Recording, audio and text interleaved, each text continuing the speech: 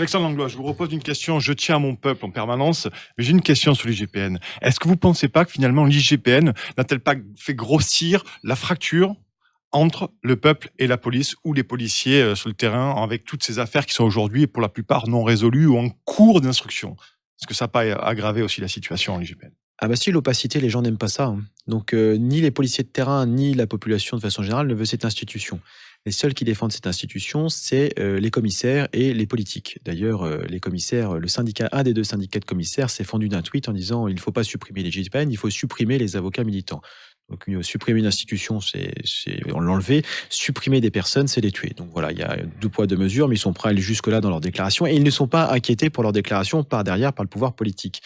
Donc en fait, si jamais il y avait une enquête indépendante, je veux dire, avec des gens extérieurs, où il y aurait de la transparence, c'est-à-dire qu'il y aurait des explications. On dit, bah voilà, les policiers ont agi dans tel cadre. Donc là, ils ont fait usage de violences légitimes pour tel motif. Là, c'est pas légitime. Donc ils vont être transférés devant la justice et un juge va pouvoir prendre des sanctions.